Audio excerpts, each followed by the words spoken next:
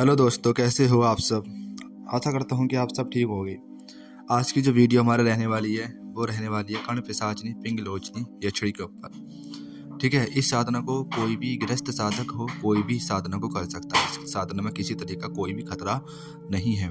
ठीक है, कुछ यक्षिणियों की साधना में खतरा रहता है, लेकिन इस यक्षिणी की साधना में कोई भी खतरा नहीं है। ठीक है, यक्षिणी का नाम सुनकर आप सोच रहे हो कि हम इस साधना को करेंगे हमें कुछ ना कुछ नुकसान जो है देखने को मिलेगा। तो ऐसा कुछ भी नहीं है। सारी यक्षिणियाँ एक जैसी नहीं होती हैं। कुछ ज़्यादा उग्र होती हैं, कुछ बुरी होती हैं, तो कुछ अच्छी होती हैं। ठीक है, इस तरीके से यक्षिणियाँ होती हैं। ये जो साधना है ये एक अच्छी यक्षिणी की साधना है। इस यक्षिणी की साधना से आप क्या कर सकते हो, आप भूत, भविष्य और वर्तमान, ये तीनों चीज़ें आप जान सकते हो अपने बारे में, अपने परिवार के बारे में, किसी और के बारे में भी। ठीक है, ज़मीन में गड़ा हुआ धन, उसके बारे में भी आपको बता सकती है। ठीक है, और ये साधना जो है गृहस्थ साधकों के लिए ही है। और इस साधना से आप किसी के बारे में कुछ भी जान सकते हो, कुछ भी उसको बता सकते हो। ठीक है, ये आपकी हर प्रकार से सहायता करती है, आपके हंग संग रह करके आपकी सहायता करती है, आपके परिवार की सहायता करती है। ठीक है, और पूरी तरीके से एक अच्छी यक्षिणी है ये। ठीक है, इसकी साधना आपको जरूर करनी चाहिए। इसकी साधना होती है वो 21 दिन या 41 दिन। ठीक है, आपको जो समय ठीक लगे, जो दिन ठीक लगा, उसके अनुसार आप कर लेना। ठीक है, इसकी साधना में 1.25 लाख मंत्र का जाप किया जाता है। ठीक है, उसके हिसाब से आप 1.25 लाख अगर 21 दिन में पूरा कर लोगे तो 21 दिन की कर लेना, और 41 दिन में अगर पूरा कर सकते हो तो 41 दिन में कर लेना। क्योंकि आप ज़्यादा समय तक नहीं बैठ सकते तो आप दिन बढ़ा लेना, उस जो है उधर आपकी जो माला की संख्या है वो कम हो जाएगी। ठीक है, और आप 21 दिन में करोगे तो दिन आपके कम हो जाएंगे, फिर आपका जो बैठने का समय है, जो माला की संख्या है वो बढ़ जाएगी। ठीक है, और इस साधना में जो आप खाना खाओगे वो एक समय ही आपको भोजन करना है, वो भी सात्विक, बिना लहसुन प्याज का। ठीक है, 24 घंटे में आपको एक बार ही भोजन करना है। तो आप साधना करने से 2-3 घंटे पहले ही भोजन आप कर लेना, जिससे कि आपको भूख ना लगे। ठीक है, साधना आप करने बैठे हो 10 बजे, तो आप 7-8 बजे, मतलब आप 9 बजे का साधना करने बैठे हो तो 5-6 बजे आप खाना अपना जो है खा लेना। उसके बाद आप साधना शुरू कर सकते हो। बाकी दिन में आप फल वगैरह, दूध वगैरह ले सकते हो। ठीक है, और तिल से बनी हुई कोई ना कोई वस्तु आपको जरूर ग्रहण करनी है, क्योंकि इसमें तिल का बहुत ज़्यादा महत्व है। ठीक है, तिल के बने हुए लड्डू या कुछ भी आप ग्रहण कर लेना दिन में। ठीक है, और इस साधना में आप जो भोजन करोगे वो अपनी माता के हाथ से बना हुआ, या बहन के हाथ से बना हुआ, या पत्नी के हाथ से बना हुआ भोजन आप ग्रहण कर सकते हो। वो भी आप कब कर सकते हो, जब वो पूरी तरीके से स्वच्छ और पवित्र हो और आपका पूजा पाठ करने वाली हो। ठीक है, अगर वो रोज़ नहाती हैं, पूजा पाठ करती हैं, तो आप उनके हाथों का खाना खा सकते हो। और अगर वो रोज़ नहीं नहाती हैं, पूजा पाठ वगैरह नहीं करती हैं, तब भी आप खा सकते हो। लेकिन मेरा कहना यही है कि उस वक्त में उनके हाथ का खाना आप मत खाना। आप खुद ही अपने हाथों से बना करके खाना खाओगे तो और भी ज़्यादा जो है आपकी साधना में अच्छा रहेगा।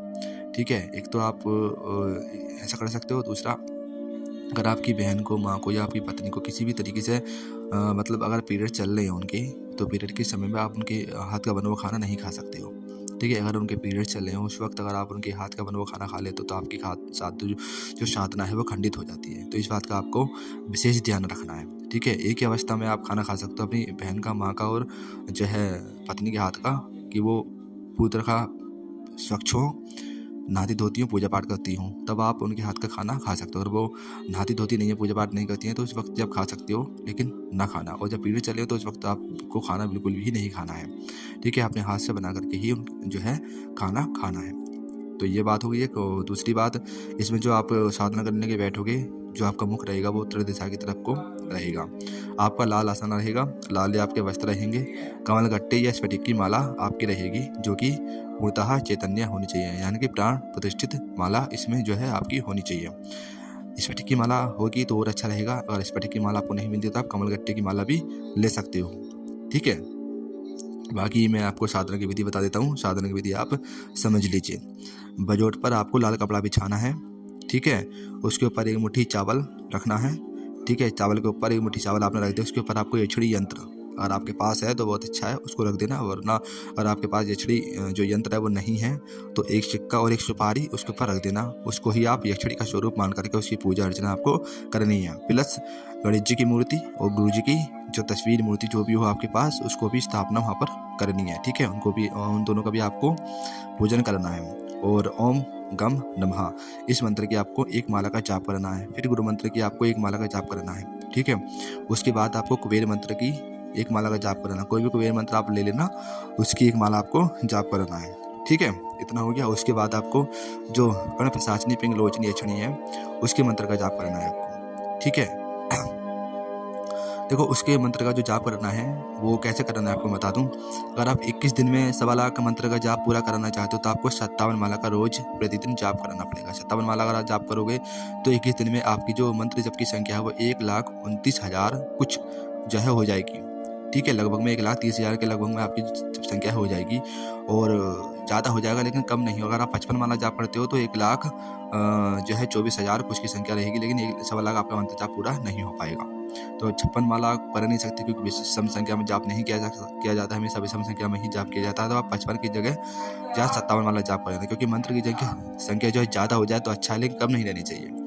ठीक है, तो 57 माला आपकी जो है बैठेंगी 21 दिन के हिसाब से। अगर आप 41 दिन की साधना करते हो तो 41 दिन में आपको 29 माला का जाप करना पड़ेगा। इसमें भी आपका जो है 1.25 लाख से मंत्र जाप ज़्यादा ही बैठेगा, कम नहीं बैठेगा।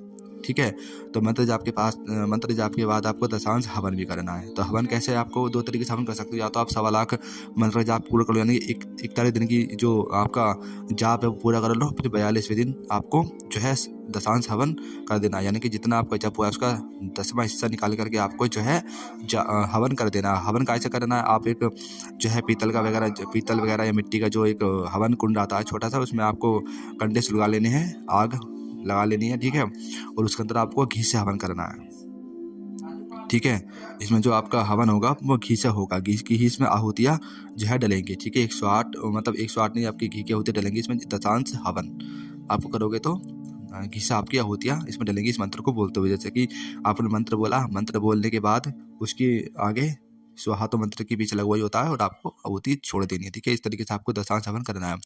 एक तरीके, दूसरा तरीका ये हो गया जैसे कि आपने आज 57 माला का जाप करा, तो 57 माला में आपका कितना मंत्र जाप बैठ रहा है, ठीक है, उसके हिसाब से आपको 10वां हिस्सा निकाल लेना। 10वां हिस्सा निकाले, जैसे कि आपने मान लो 10 बजे शुक्र के दिन आपने 10 बजे साधना शुरू करी, 10 बजे से लेकर के आपने साधना शुरू करी, 57 माला का आपने जाप कर लिया।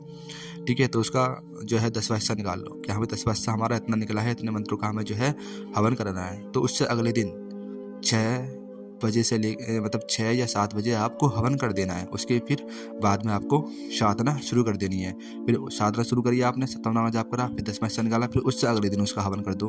तो इस तरीके से आप हवन कर सकते हो, यानी कि जिस दिन आप मंत्र का जाप कर रहे हो उसी मतलब जिस दिन आपने मंत्र का जाप करा, साधना शुरू करी, साधना आपने करी, 57 माला का जाप करा, उसके बाद अगर आप हवन करना चाहते हो तो दशांश हवन उसके बाद भी कर सकते हो। अगर आप ऐसा नहीं चाहते, आपको बहुत देर हुई है बैठे हुए, आप नहीं चाहते कि मैं इस वक्त जो हवन करूँ, ठीक है, तो आप उसका 10वां हिस्सा जो है अगले दिन भी हवन कर सकते हो साधना शुरू करने से पहले। यानी कि आपको साधना 10 बजे शुरू करनी है तो आप 8 बजे तक या 9 बजे तक अपना जो हवन है वो पूरी तरीके से निपटा लो। 10वां हिस्सा जो दशांश हवन आपको करना है 57 माला का, वो आप निपटा लो। उससे अगले दिन फिर मंत्र जाप करो, फिर उसका वही 8 बजे तक आप हवन अपना निपटा लो। तो इस तरीके से आप दशांश हवन करोगे तो आपका ठीक रहेगा।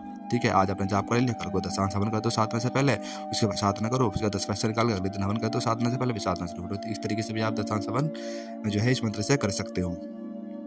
ठीक है, तो इसमें जोत जलेगी आपकी, अखंड जोत जलेगी।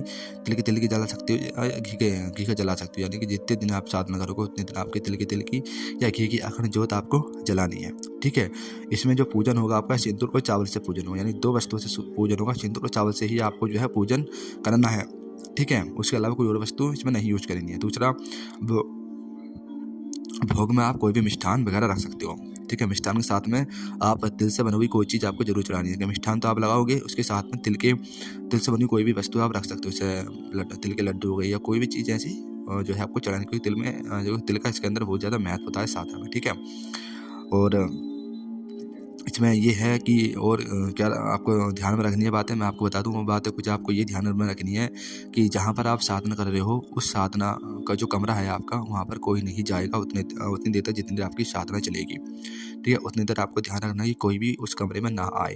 ठीक है, एक तो ये होगा। दूसरा, अब जब आपकी साधना पूर्ण हो जाए, ठीक है, जैसे आज आपने साधना कर लिया, आज आपकी साधना पूर्ण हुई, जैसे सुबह को या साधना पूर्ण होने के बाद अगर कोई उस कमरे में जा रहा है तो वह साफ सुथरा होना चाहिए। ठीक है, अगर आपकी घर में कोई स्त्री है, उसके पीरियड चल रहे हैं, तो उस कमरे में ना जाए। और दीर्घ शंका वगैरह जो है उन्होंने कर रखी है, यानी कि लैट्रिन वगैरह उन्होंने कर रखी है, करके वो नहाए नहीं है। ठीक है, तो उस अवस्था में भी जो है वो कमरे में ना जाए। ठीक है, और बच्चे भी कमरे में ना भेजें उनको। जो पुरुष, जैसे कि आपके घर में कोई और पूजा पाठ करता है, जैसे कि आपके भाई हैं वो पूजा पाठ करते हैं, तो वो उनको तो पूजा पाठ करनी ही है, क्योंकि कमरा आपका पूजा का एक ही है, तो वो अपना जो है नहा धो करके जो उनको पूजा पाठ करनी है वो उसमें कर सकते हैं। ठीक है, कहने का मतलब यह कोई भी अपवित्र व्यक्ति उसके अंदर ना जाए, जो नहा कर धो कर साफ सुथरा ना हो। ठीक है, क्योंकि इसमें साफ सुथरा जो है रहना ही है और साफ सफाई का विशेष इसके अंदर ध्यान रखना है। इसमें क्या हर साधना में हमें जो है साफ सफाई का विशेष ध्यान रखना होता है, क्योंकि इस बात का आपको ध्यान रखना है कि कमरे में अगर कोई जा रहा है, वैसे तो बाहर का व्यक्ति कोई जाना नहीं चाहिए उसके अंदर, कोई भी बाहर के व्यक्ति को आपको उस कमरे में नहीं जाने देना है। और आप घर के ही व्यक्ति हैं जो पूजा पाठ उसमें करते हैं वो उसमें जा सकते हैं। ठीक है, और स्वच्छ व्यक्ति उसके अंदर जाएं, और जो आपका लेडीज़ हैं उनको पीरियड चल रही है तो वो उसके अंदर ना जाए। ठीक है, इस बात का आपको विशेष करके ध्यान रखना है अगर आपको साधना में सफलता पानी थी, क्योंकि साधना में सफलता पाने के लिए हमें एक एक चीज़ का ध्यान रखना पड़ता है। और दूसरा ये कि जब तक आपकी साधना चलेगी आप अपने मोबाइल वगैरह से दूर रहना, क्योंकि आप मोबाइल में कोई वीडियो वगैरह देखोगे तो कोई ना कोई चित्र आ ही जाएगा, उसमें आपको मन में उल्टे सीधे विचार आ जाएंगे, तो उससे भी आपकी साधना खंडित हो सकती है। क्योंकि ये छड़ी को तो सिर्फ एक बहाना चाहिए आपका साधना खंडित करने का, क्योंकि वो जब आप साधना शुरू कर दोगे तब से ही वो आपके अंग संग रहना शुरू कर देगी।